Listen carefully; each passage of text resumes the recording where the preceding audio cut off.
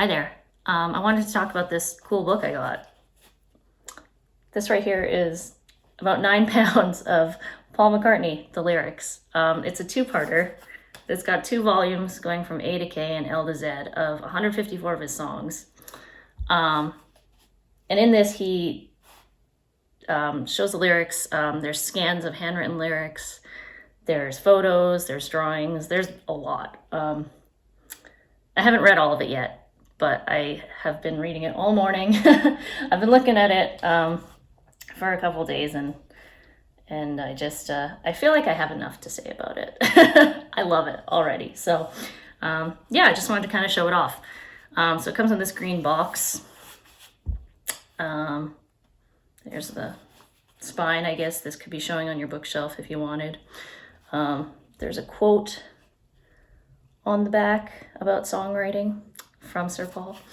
And then there's the actual books. And yeah, the spines line up to make his picture, which is kind of cool. I think I'd want it displayed this way on a bookshelf, personally. It came shrink wrapped with a sheet of paper, just sort of explaining what's in the book. The list price on this thing is $130 Canadian, which is kind of crazy. But it was on sale at Indigo, and I had a gift card, so. And now that I've read it, like, it's totally worth it, even at full price. This is insane. So I'm gonna take it out here. And yeah, you can see I've sort of flagged some pages. Oh no, one of my flags broke. Just with some tissue paper. Just to show some pages that I really like. I'm not going to show the whole book. That would probably be illegal. And like, you know, no spoilers. I just want to give an overview. So here is volume A to K. You have the lyrics to Hey Jude and a photo of Paul from that time.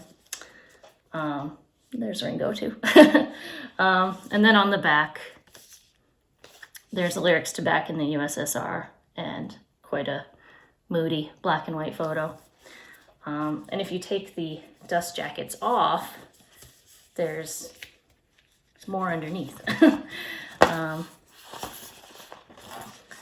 Personally, I'm not a fan of dust jackets. This might be a controversial opinion. But I always find that they kind of get in the way, and I'm worried about like nicking them. I trust a hardcover. I feel like a hardcover won't let you down. So I might, like when I'm reading these, take off the dust jackets and just go at it like this. So here you have the lyrics to The Average Person. The spine is green to match the box, so that would look really nice in the box without the dust jacket on. But then where do you put the jackets? What a problem to have.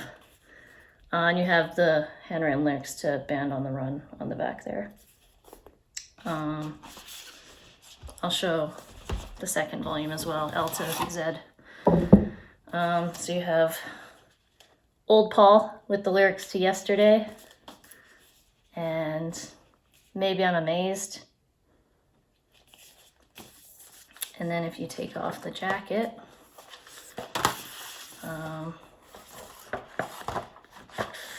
promise I'm being careful. You have the lyrics to When I'm 64, water damage and all, so that's really cool. And then the lyrics to Penny Lane on the back there. And it's just such a cool scan. You can see like the crinkles in the paper and like spots. I like that. So yeah, I'm maybe gonna turn the camera over on these books and just sort of show some of the pages I like. Yeah, I think the way he went about this was really cool. I was reading in the introduction, he did interviews with this guy, Paul Muldoon. So it wasn't like he was like sitting here writing this book, but yeah, it's fun. It's very honest, and like there's new information in here, which I was really excited about. I was worried it was all going to be like, oh, yesterday I came up with it in a dream and I wrote scrambled eggs as filler lyrics. Like, we know. We get it. we've heard that before. So there is like new stuff in here, which is so cool. So yeah, I'm gonna turn the camera around and we'll have a look at it. Okay, I've got volume A to K here, and I'm gonna do a quick little flip through. So it starts with this beautiful end sheet. I love that the photo takes up both sides. To thine own self be true. And then you've got an index here with all the songs that are in the first volume. Obviously they didn't include every song he's ever written. That would be a lot. They've made some good selections. And there's an introduction from Paul McCartney and an introduction from Paul Muldoon. Paul McCartney's intro sort of talks about all his influences, from his parents to John to the women in his life. And then each chapter starts with the letter, the songs that are in it, and then on the other side you've got a nice photo. So I think the first song I flagged was Another Day.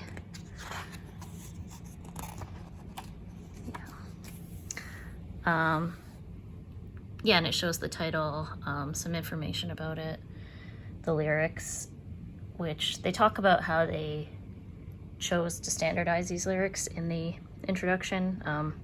Just punctuation choices, and like they decided to use the UK spelling when applicable. So if you're a big nerd, you'll like that. Yeah, and it's got like photos and scans of lyrics. I love that these lyrics are written in an agenda. And there's an essay sort of about each song. And so in this one he talks about his inspiration for the song was basically like imagining Linda's life before he came into it, before the man of her dreams comes along, right? So I do like that he talks about John referenced this song in How Do You Sleep, and Paul calls it a piss take. So yeah, he's very honest that way. Here we have a photo of one of Linda's scrapbooks. He says in the introduction that she kept a lot of his lyrics and photos in scrapbooks. Before that point, he kind of tossed a bunch of stuff that would be considered quite important. So it's a good thing she was around to scrapbook. Let me just try and get to the next one I flagged.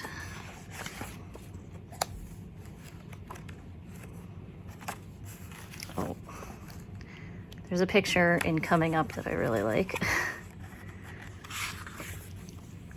There's like this photo of him playing drums in a toilet. He calls it recording drums in the toilet for bog reverb. I mean, I didn't know that was a thing, but he's a professional. I trust him on that. Country Dreamer. Like, okay, I know it's an expensive book, but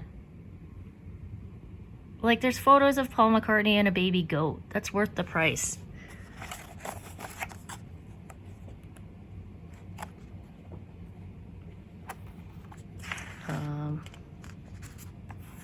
What is this one about? Oh, this is about Dear Friend. So he's talking about having disagreements with John.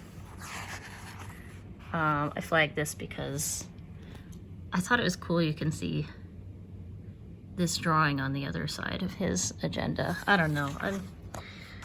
I like seeing all the little details. He's got songs from like recent albums like Egypt Station in here that I don't know as well. But maybe after reading the lyrics, I will grow to appreciate them more. I flagged Eat at Home. This one has like a really nice story about how his life was so simple when he moved to this farm in Scotland with Linda. And like for the first time he tried painting. He felt like that was something he wasn't allowed to do before, that he couldn't be a visual artist. So I really like that. And I like these lyrics where he's written in lady. I wonder if maybe he was still trying to decide what to say at the end of those lines. And a cute little drawing. I just flagged Eleanor Rigby because he has a lot to say about it. So yeah, like there are some songs where there's like 8 pages dedicated to it. So that's kind of cool.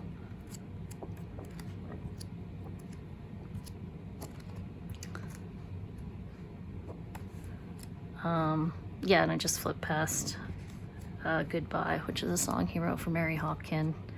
They have Come and Get It in here too. So they've got like those songs he wrote for other people, and he describes the process of writing when you have someone else in mind, which I find interesting. Flagged Here, There, and Everywhere because he says in this essay, if pushed, I would say that Here, There, and Everywhere is my own favorite of all my songs. And I didn't know that before. I thought that was cool. That's a good one. What else? There's just so much.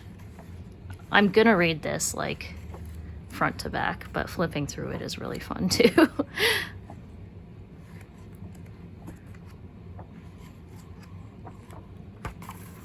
No, I can tell I've lost a flag. What about my important thoughts? Jet. There's a picture of Jet the pony, but he explains that it's not important that Jet is a pony any more than it would be important to know that Martha, my dear, is a dog. He just gets ideas from all over the place. This is cool. This is like notes for McCartney 1. It says the book belongs to the whole family. That's really cute. And then the end sheet for this book is this photo, which Linda took, and it says, I think in the other volume, that the photo is titled My Love. So that's pretty sweet. And then we'll have a look at volume 2, L to Z. There's another end sheet here. I think it's a photo of him on his farm with his kids.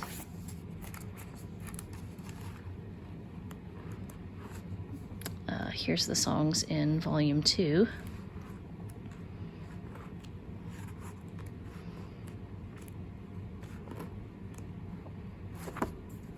Which one did I flag here? Is it Let Me Roll It? Yeah, I flagged Let Me Roll It because he talks about the bog echo recording in a toilet.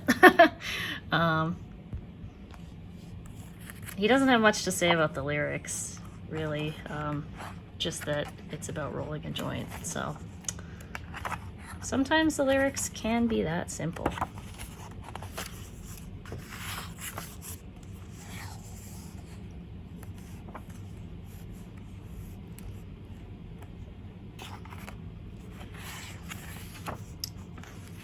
Why is it hard to get to my flags?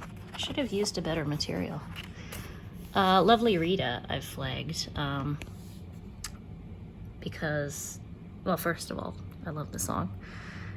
And I like his story about writing it. He says that he described it being like plein air painting. He just saw this beautiful meter maid and wrote a song about that. And I love that he can just take a moment like that and create a whole song out of it.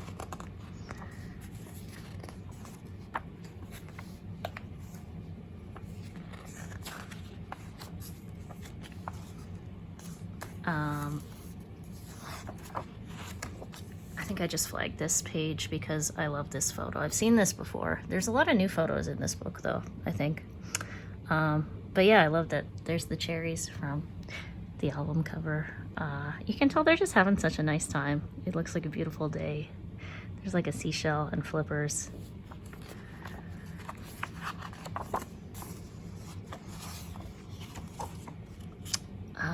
He must be talking about Mull of Kintyre here. Those pipes for days.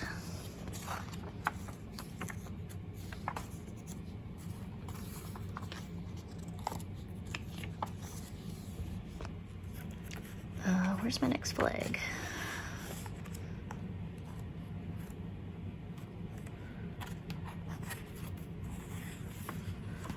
I flagged Picasso's last words, "Drink to Me," because he tells this story about hanging out with Dustin Hoffman, and Dustin Hoffman said, "Can you write a song about anything?" And Paul McCartney said, "Yeah, probably." And so Dustin hands him this Time magazine article about Picasso's death and how his last words were, "Drink to me, drink to my health, you know, I can't drink anymore."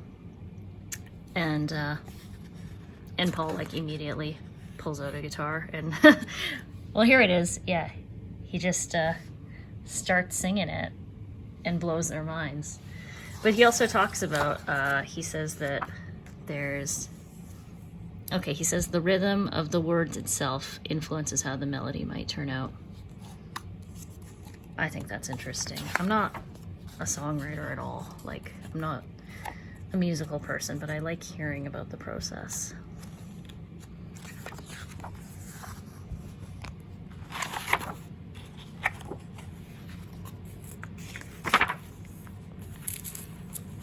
I guess the only R song is Rocky Raccoon.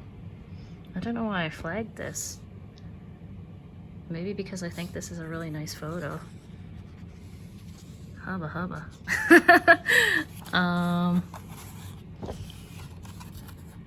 Oh, say, he like, he's got this line in here where he says, like,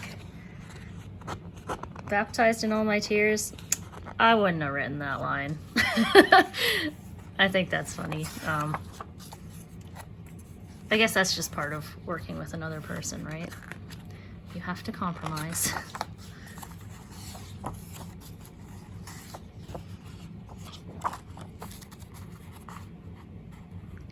You got some Sgt. Pepper's sketches in here. He had this whole vision, didn't he? Oh yeah, I flagged this entry for "She's Given Up Talking" just because it's a song off of Driving Rain, which he wrote while he was with Heather Mills. And I think it's interesting. He talks a lot about Jane Asher in this book, and obviously Linda and his current wife Nancy. He doesn't mention Heather Mills at all. So I didn't expect there to be any songs from this album, but there's this. But he just tells a story about how it's about a kid with selective mutism. Doesn't talk. So, all right. Maybe he was afraid Heather would like take more of his money if he mentioned her.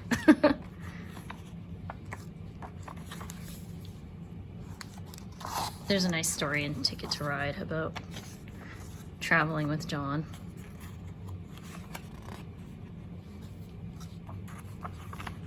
I think this is one of the new photos from this book. I think I read that this is never before seen.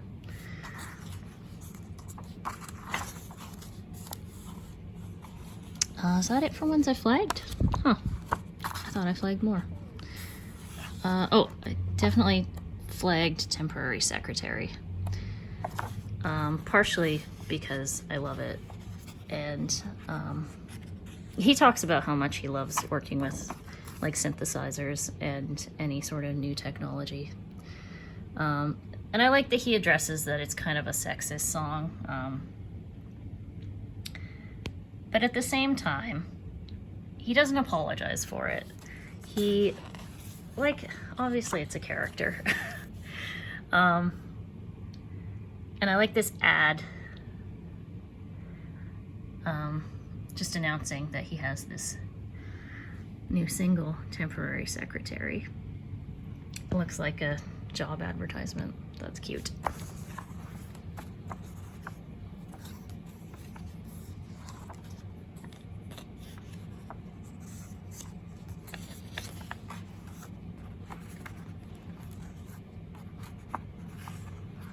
I'm skipping over so much.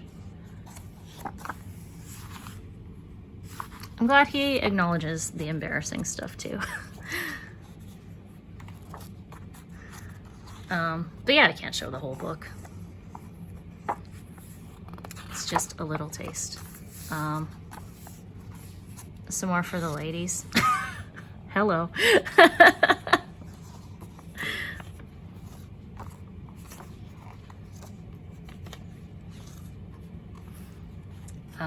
The entry for yesterday is actually pretty good. Everyone's heard the story before, but he also goes into like how he felt at the time of filming Help, like his headspace. He talks about presenting the song to the band and how they realized it had to be a solo song, and just like the pressure of having to, you know, create the first sort of solo Beatles song.